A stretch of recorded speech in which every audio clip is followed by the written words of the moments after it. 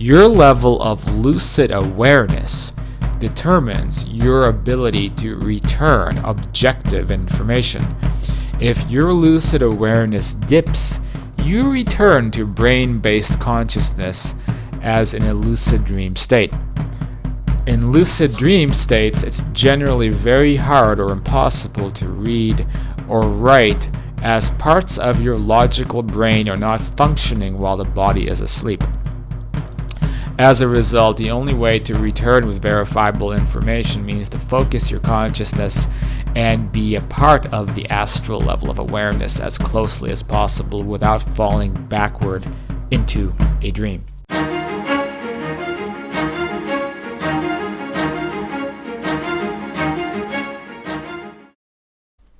Hello and welcome to Afterlife Topics and Metaphysics. This is Cyrus coming at you with another video, and we actually have two special guests today, which is, again, Falkor the puppy. Hello, Falkor. And actually, to my left is none other than Robert Smith, the lead singer of The Cure. You can see him there, maybe. I think it's Robert Smith, though, before he got kind of fat. I just Googled the guy, and I'm telling you, he needs to get on the Mediterranean diet or something. But anyway, with our two special guests, I thought we'll talk about a special topic, which is verifiable astral experiences, proving astral experiences to yourself by directly identifying people in that state. And this is a very important subject. I just finished a big article about this on afterlifetopics.com. So we are going to cover that tonight within reason. I don't want to spend an hour on the video, but I want to cover some of the main points and why this is one of the more important subjects in this area. Falkor is apparently eating my blue jeans. Falkor, why are you eating my blue jeans, huh? Why are you eating my blue jeans? So, before we jump into it, this is Afterlife Topics and Metaphysics, where we talk about this kind of thing.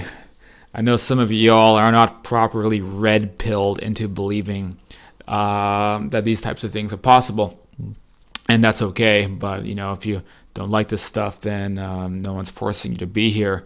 But for a lot of us, we know these types of things are possible, and on this channel we attempt to understand these subjects as well as we can, given what information that we can piece together. And if you like this stuff, I encourage you to go down, hit that subscribe button, as well as the notification bell. Not so easy to find updates on this channel without punching the notification bell, as well as subscribe, hit that like button, share the video, comment down below. Helps tell YouTube that this whole operation is still relevant.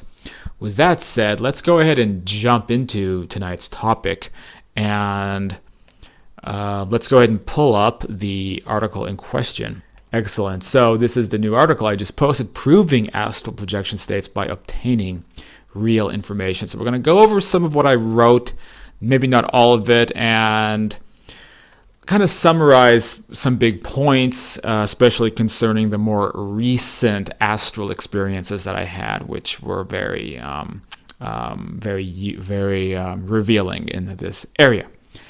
So, and that I mentioned that there's the astral states are analogous to kind of like a natural internet, because when we start going into the idea that we can have an astral projection experience and be around real people and obtain real information, then we're in a Then we're in a whole new territory where it's like, without rather we can be connected to other people in a real way, even despite whatever the distance is. A lot like what the internet is, except that in this case it's happening organically through natural methods of consciousness. So wouldn't it be interesting, if we had high level abilities like this, maybe we wouldn't need an internet, because we could just go project our consciousness to wherever we wanted with whomever we wanted. So To continue, to summarize the astral plane, the astral experience is what we call the astral plane is not dreaming, although it can be connected into via dreams or lucid dreams. The distinction is that it's an independent state of existence from your own mind. Dreams are sometimes our brains misinterpreting data from astral experiences, resulting in corrupted hallucinatory experiences. As such, independent souls carry on lives in this state separate from ourselves, which was the main point. So, despite the attempts by materialists like Susan Blackmore to say it's all in the brain, we can use these experiences to demonstrate that this is not the case. As such, the size and scope does not appear limited, but may be an alternate frequency of this cosmos, therefore matching our cosmos in size. It is the afterlife and populated by a majority population of, quote, dead people from this world. Many are aware of their deceased status. Different rules of physics dominate, including mental powers, including Falkor trying to knock the microphone out of my hand. Different rules of physics dominate, including mental powers and extra physical powers. However, astral existence is relatively modeled after this existence in look, feel, and substance.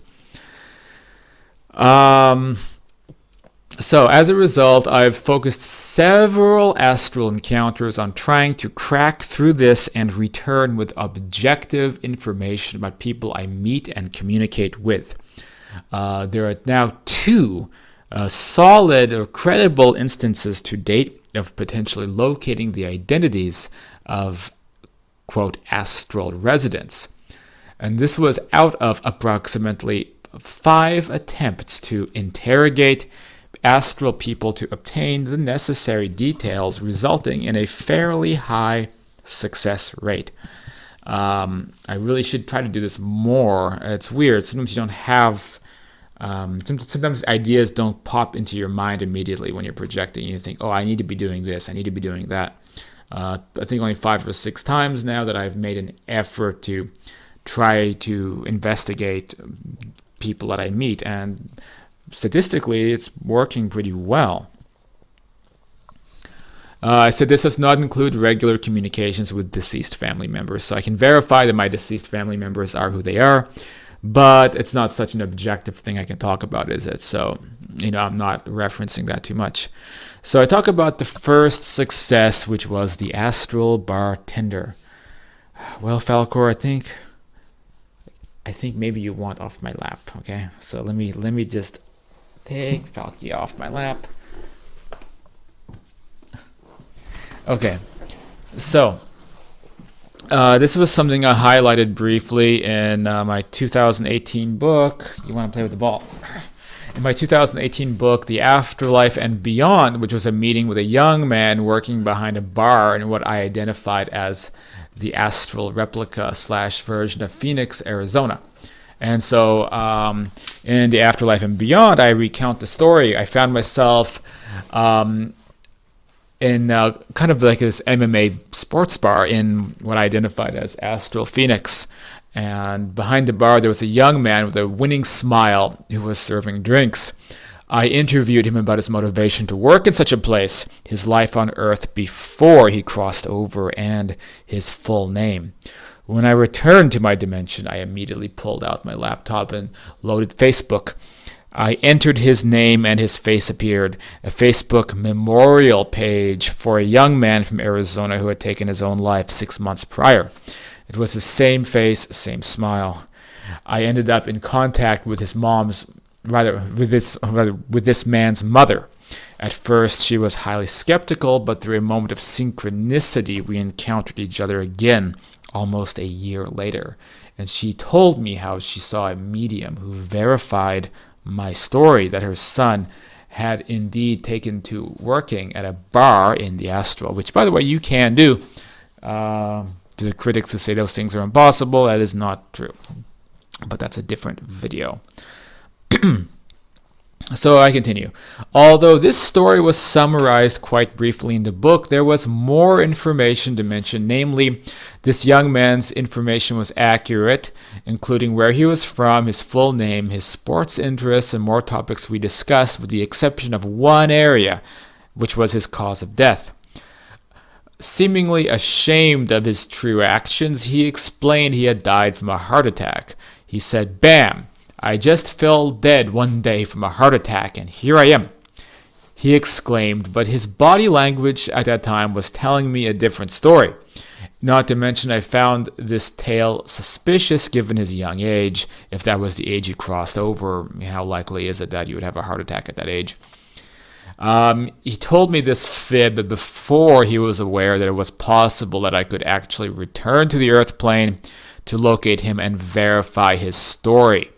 Furthermore, he was astonished by my proposition that I would search for his social media footprint.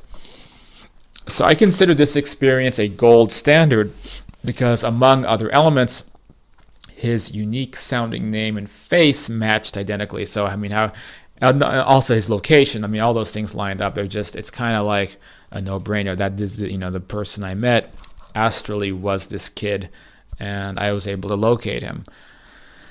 In that case, I deemed it enough of a home run to contact the mother, and it worked out really well. And it all just worked out very well, very nicely. Situation 2. So this is the recent one, the deceased Marine. In December 2019, which was last week when I was in Vienna, I became acquainted with another young man I met on the astral plane. And this experience is more complicated and involves other revelations, including the nature of reincarnation. I was spending a period of time with a tattooed individual who appeared to be an ancient Greek warrior. He discussed the beauty of Hellas and how I should return to the golden fields he remembered when he was incarnated. Upon waking, I discovered the word Hellas was the ancient Greek way of referring to their country, which is something I did not know before. This man's master was an unseen woman who oversaw us as we jogged up alongside a mountain. But her voice was apparent in the air around us. I assumed she was some type of guide or guardian. Eventually, I lost lucid awareness of the situation. By the time lucidity returned, the scene had changed, and I was now sitting with the man in an indoor space, with the unseen female overseer still looming above us or around us. At this point, the thought entered my mind to inquire about a more recent life on Earth that this man had had. At this point, immediately the man's face and form shifted to a similar but quite separate individual.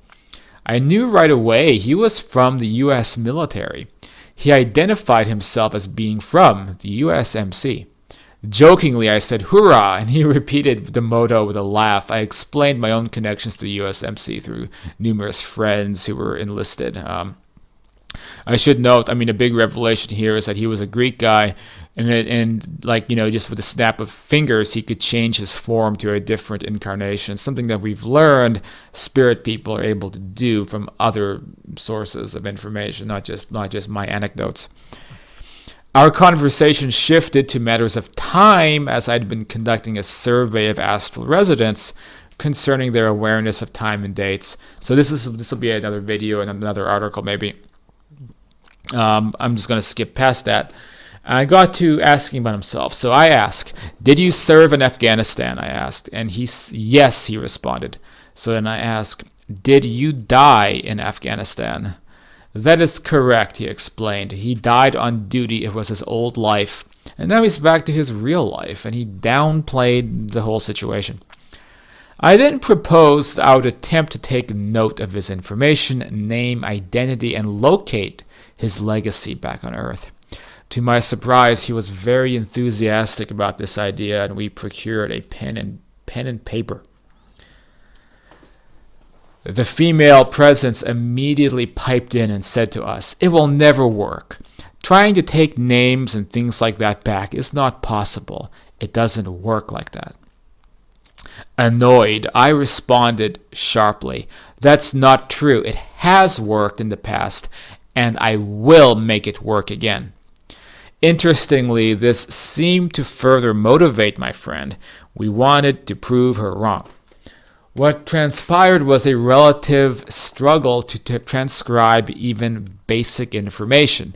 He was mouthing his name and writing it. He was attempting to provide his former email address, as it would seemingly allow me to find his social media accounts. But the words seemed very jumbled, and my mind could not sort them. And I understood why, so this is a key point. Your level of lucid awareness determines your ability to return objective information. If your lucid awareness dips, you return to brain-based consciousness as in a lucid dream state. In lucid dream states, it's generally very hard or impossible to read or write, as parts of your logical brain are not functioning while the body is asleep. As a result, the only way to return with verifiable information means to focus your consciousness and be a part of the astral level of awareness as closely as possible without falling backward into a dream. This is why it eventually worked. I could not decipher his last name, though, only his first name and a last initial. I kept repeating it, and once I felt I had absorbed it, I knew I needed to leave the astral state quickly and jot down the information. I told him it was time to go, and shortly thereafter, coincidentally, I was awoken by a guest barging through the doors of my hostel in Vienna, Austria, this Chinese girl who didn't care about people sleeping. I quickly began searching the records of deceased soldiers in Afghanistan. I located a man with the appropriate first name and last initial, USMC, and an Instagram page with his photos. His physical appearance was a relative match to the man I was speaking to. Although I cannot say with 100% certainty that it is him, I can say I believe there is a high likelihood that Falkor will bark in the middle of my presentation. Falkor, what's the matter, Falkor? It is a rather specific first name and initial, combined with the physical resemblance and the fact that the deceased soldier was from the USMC, so it all adds up. Falkor. Are you done? He's done. I therefore will consider this to be another success in the attempt to obtain objective information about the residents in the astral plane. So it was a success.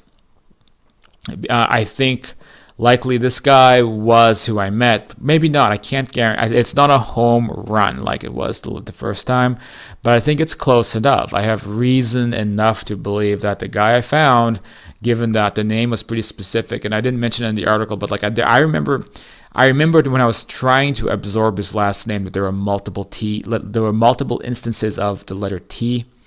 Hopefully this isn't going to identify who I'm talking about, but I was able to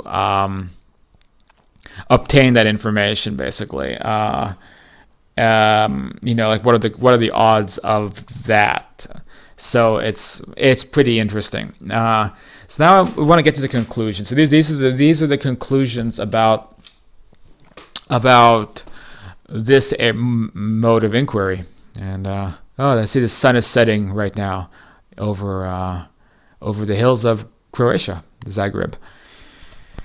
These experiences illustrate several things. One, that it's possible to find the legacies of deceased people now living astrally, to obtain previously unknown information, but most importantly, there are limitations dependent on your lucid awareness.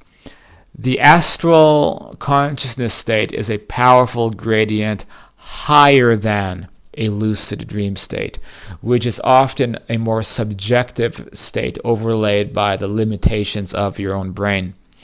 To obtain information in this state, you must be in the astral consciousness level. Merely lucid dreaming, we don't get the information. We're not tuned in well enough.